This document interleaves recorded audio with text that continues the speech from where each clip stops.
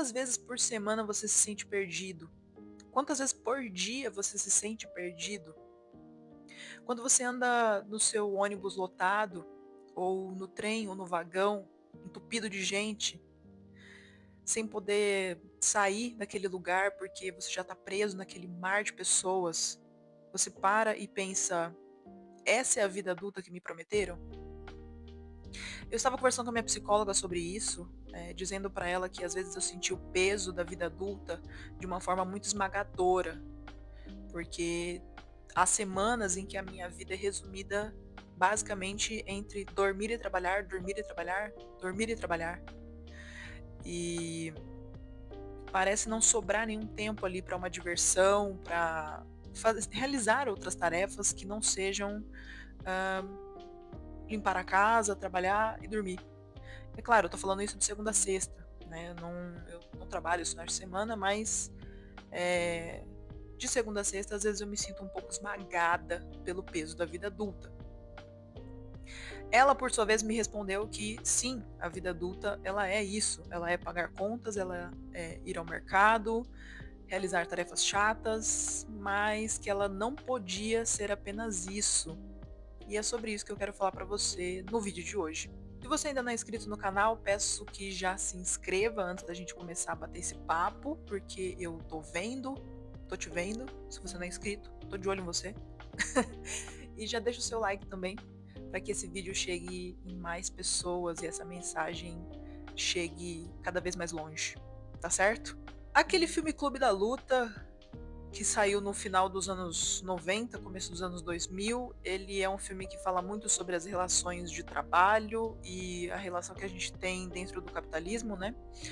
E eu queria usar ele como exemplo aqui nesse vídeo, né? Embora ele seja um filme até um pouco clichê para falar sobre esse assunto, acredito que ele cumpre a sua função de questionar. No filme, a gente tem o narrador, interpretado pelo Edward Norton. Ele é um cara que trabalha numa empresa totalmente corporativa, um pouco Faria Limer, assim. Ele faz um trabalho de escritório que aparenta ser uma tarefa que não o realiza enquanto pessoa.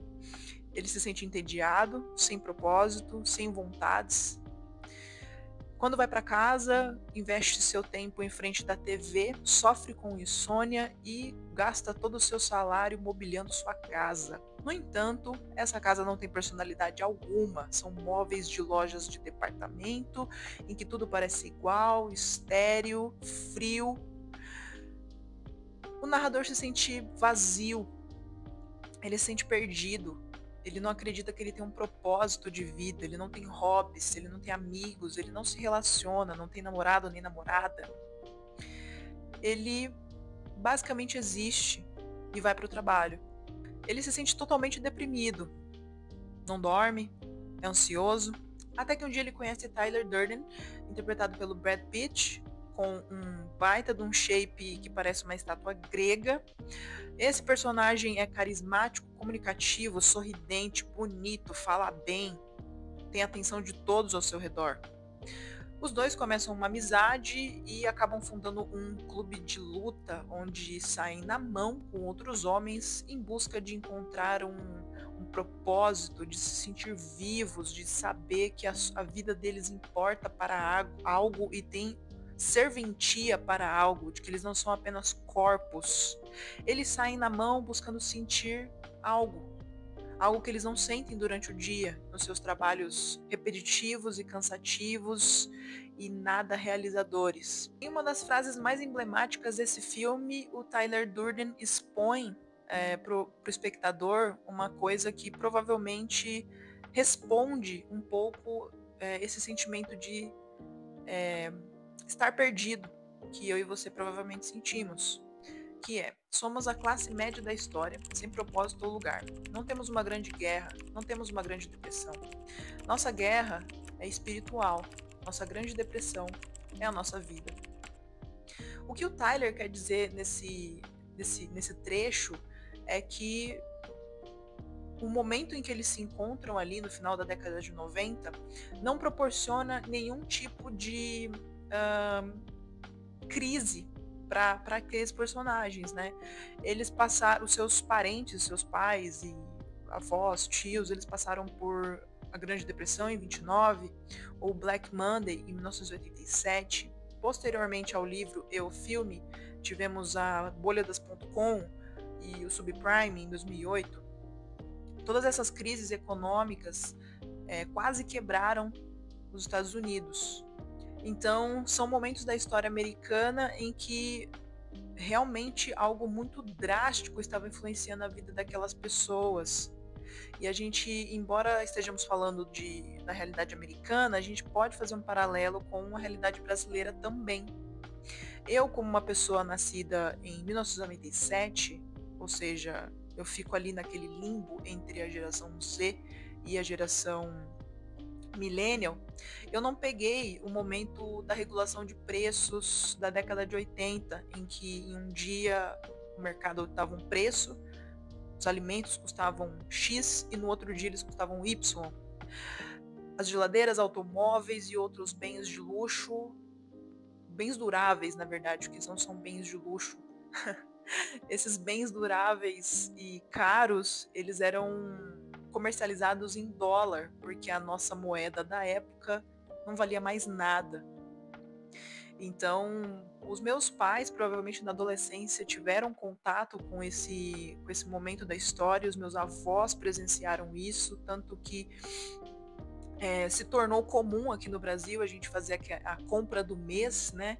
Ir ao mercado e comprar tudo que precisa, porque no outro dia provavelmente vai estar um preço diferente, estará com um preço totalmente diferente. Então surgiu daí essa mania brasileira de fazer a compra do mês. Para os meus avós, isso realmente foi um momento assim muito torturante, né? Muito difícil. Teve também o momento da ditadura, então foram períodos muito ruins para a história do Brasil. O Tyler, ele faz esse paralelo, né, de não ter uma grande guerra, de não ter uma grande depressão, porque naquele momento a única guerra que aquelas pessoas estavam passando era psíquica, tentando resolver ali questões internas relacionadas a quem elas são, para onde elas desejam ir, o que elas desejam fazer com suas vidas, né? E não tinha nenhuma guerra acontecendo para você se ocupar, né? Para você ir lá e guerrear. Então, o que ele quer dizer ali é que não tinham grandes coisas para as pessoas se ocuparem e deixarem de pensar. Naquele momento, eles estavam pensando muito e tendo muitas questões internas para se resolver. Quando eu entrei na faculdade, em 2015, eu utilizei de um programa chamado ProUni, que eu sei que você conhece. O ProUni e o FIES vieram ali nos anos 2000, no começo dos anos 2000, com a promessa de que se você fizesse uma faculdade, você teria um acesso ao mercado de trabalho, ao mundo dos adultos de uma maneira garantida, quase que garantida. Eu posso estar errada no que eu estou falando aqui, tá? Eu posso estar errada. Mas era vendido para nós que daria tudo certo se a gente fizesse uma faculdade.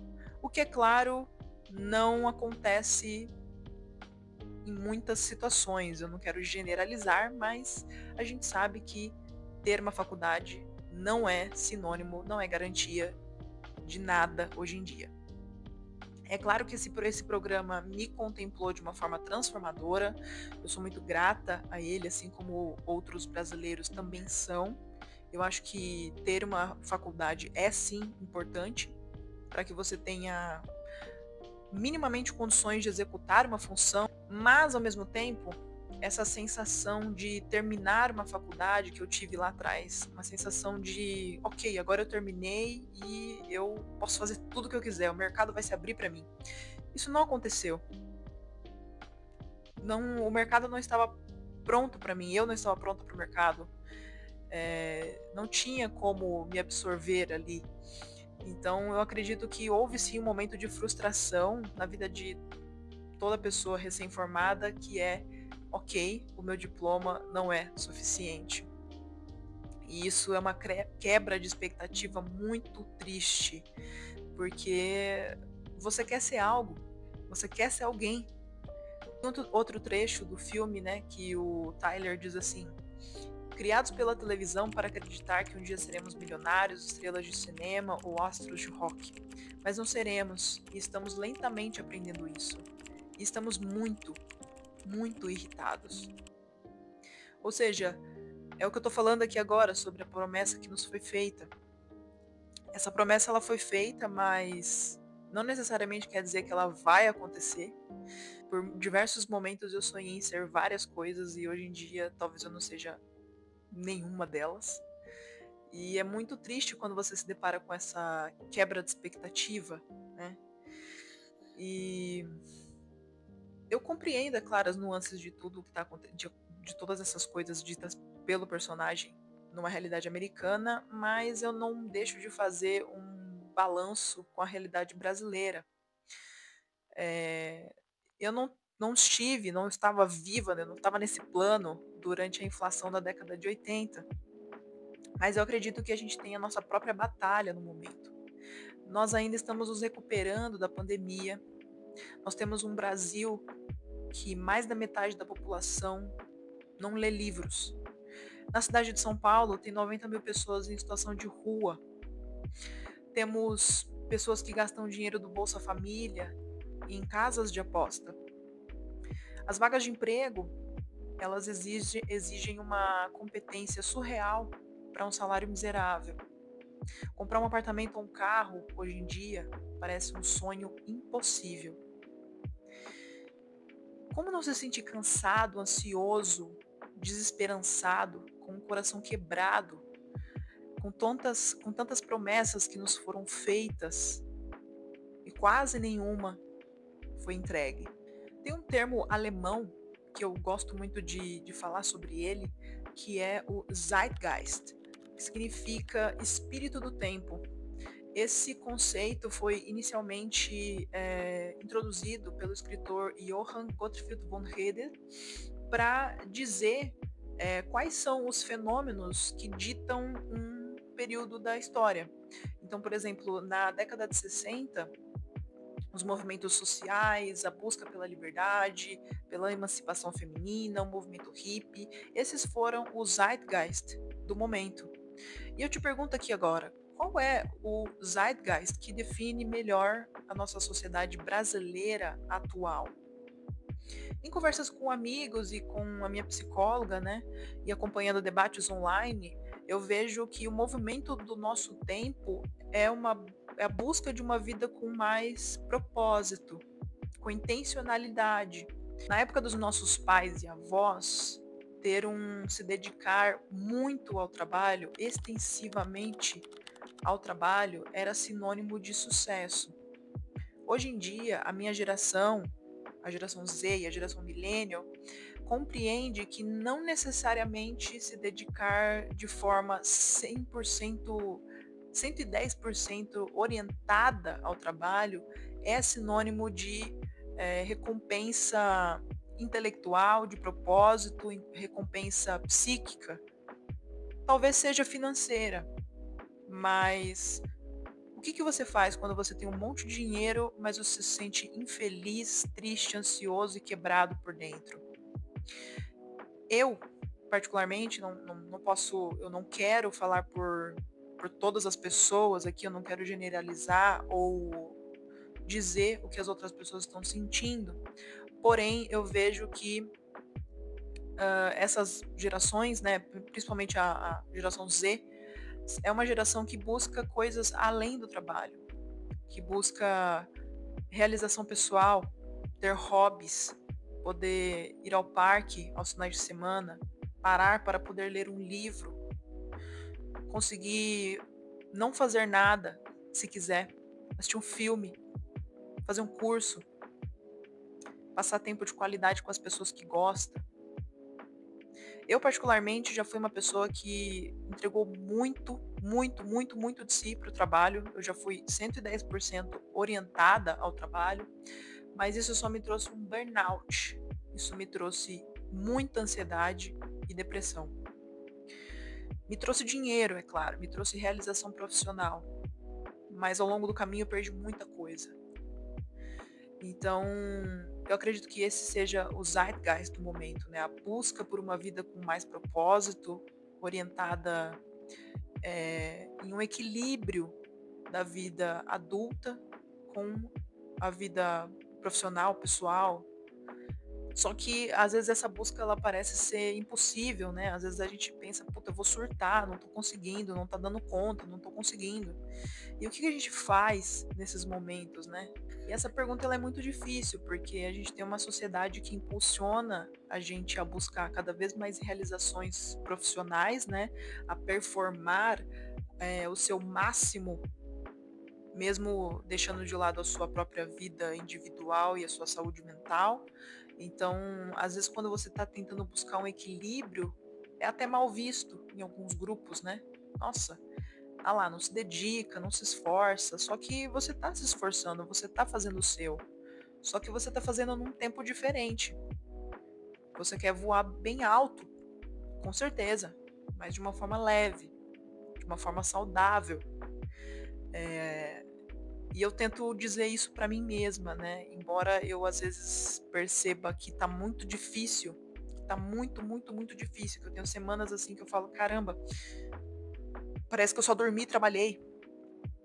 Eu tento ter momentos ali em que eu leio um livro, que eu pratico esporte, que eu durmo bem, que eu como minimamente bem, que eu esteja com pessoas que eu gosto, no tempo que me é permitido, porque só dessa maneira a gente vai conseguir atravessar essa guerra, essa batalha que a gente está travando no momento. Você não vai mudar o mundo, eu não vou mudar o mundo, mas ao mesmo tempo, mesmo que a gente não possa mudar o mundo, a gente pode mudar a nossa comunidade, a gente pode conviver de uma forma mais leve, a gente pode dar as mãos e se ajudar um pouco mais. A entender que a gente não tá sozinho. Parece que a gente tá sozinho, parece que a gente tá lutando, enfrentando batalhas completamente sozinhos, mas se você conversa com outras pessoas, você vai perceber que elas estão também enfrentando uma puta de uma batalha.